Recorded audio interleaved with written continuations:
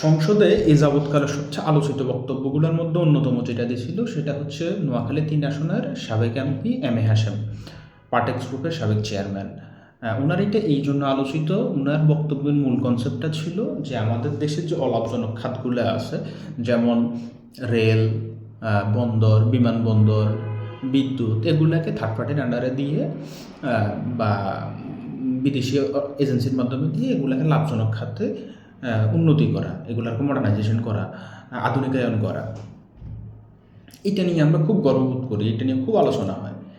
আর এখন যখন আমাদের একটা বন্দরের একটা সাইড থার্ড পার্টির কাছে দিতে গেছে, তাও সেটা কোনো ধরনের এই ভাড়া না, কোনো কিছু না, ডিরেক্টই যারা তারা আসবে, তাদের প্রযুক্তি নিয়ে এসে এটারা ডেভেলপ করবে, একটা সার্টেন টাইম চালাই তারপরে তারা সব কিছু রাখি দিয়ে চলে যাবে। এখন আমাদের কত কামড়ি। হ্যাঁ, আমাদের বন্দরের চেয়ারম্যান গরম হয়ে গেছে, হাতের তো মাথা নষ্ট, হাতের মাথা নষ্ট হওয়া স্বাভাবিক। হাতের মাথা নষ্ট হইব কারণ হাতের তো খানা বন্ধ যাইব।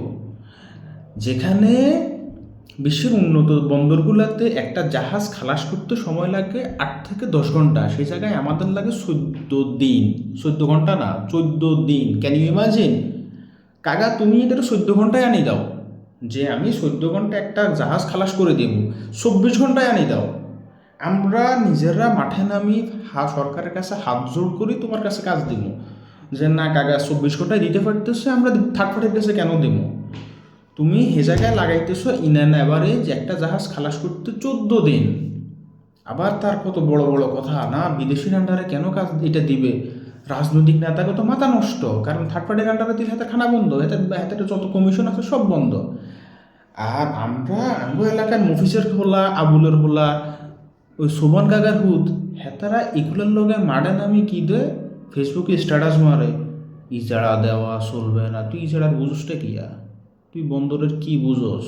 কি বুঝি এটা মারতেছস?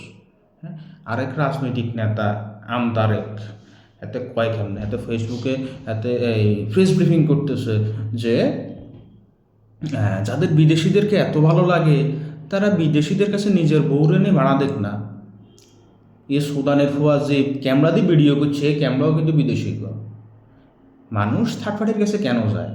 আমার কাছে আমার এই স্বল্পতা আছে, তার কাছে এইটা আছে, তো সে আমার এইটা দিবে, আমি তার অন্যটা দিই। মানে গ্লোবালাইজেশন যে জিনিসটা, গ্লোবালাইজেশনের মূল কনসেপ্টটা কি? আমার যেটা আছে সেটা তুমি নাও, আমার যেটা নাই সেটা আমাকে দাও, এভাবে করে একটা জিনিসটাকে ব্যালেন্স করা।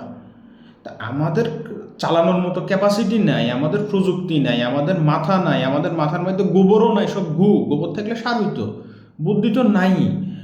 তারপরও আমরা এটা কামড়ায় ধরে থাকতে হইব, কারণ এখান থেকে বন্দর হচ্ছে সবচেয়ে স্বর্ণের টুকরা জায়গা।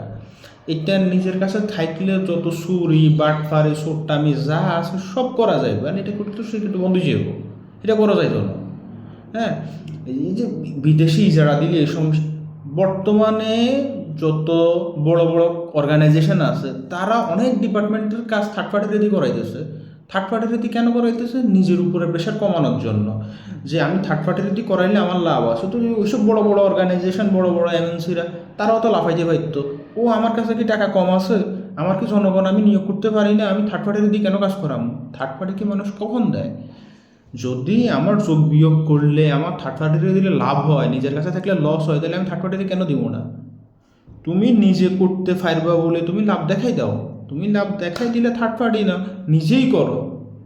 তোমার তো হে হ্যাডম নাই, হে মুরুদও নাই, আবার মুরুদ তো নাই আবার গোড়ামি করে বইও থাকতে হইব। হ্যাঁ, বালা হয়ে যাও, বালা হইতে টাকা লাগে না, সদিচ্ছা লাগে। আর আমরা বাঙালিরা যতক্ষণ পর্যন্ত আমাদের ইচ্ছায় সৎ না হইতে পারবো, সরকার অজ্ঞান 83 পাল্টাইলেও কোনো লাভ নাই। আগরের সামনে দিই এমনি করে মূলা ঝুলাই দিই, বড় বড় রাজনৈতিক নেতারা তাদের যা যা হাসিল করা দরকার করেই ফেলায়। আর আমরা দিন শেষে ওই ঋণের বোঝা কাঁধে হলে বছরের পর বছর ঘুরন লাগে। যে বিদেশ যাইতে আমাদের বিদেশি শ্রমিক পাকিস্তান সৌদি আরব যাইতে লাগে 1 লাখ টাকা 1.5 লাখ টাকা, আর আঙ্গ দেশে সুদানের পোয়াগ লাগে 5 লাখ টাকা 6 লাখ টাকা কিনলেই। এসবের কারণে আমরা যেগুন ঠিক হইতাম না, আঙ্গলাই শেখ হাসিনার মতন গুণে আইব, অথবা যেগুনেই আইব সেগুনে শেখ হাসিনার মতোই হয়ে যাইব। কিচ্ছু করার নাই, কারণ আমরা নিজেরা খারাপ। আগে নিজে ভালো হও, তারপর দেখবে সব আমনে আমনে ভালো হয়ে যাবে।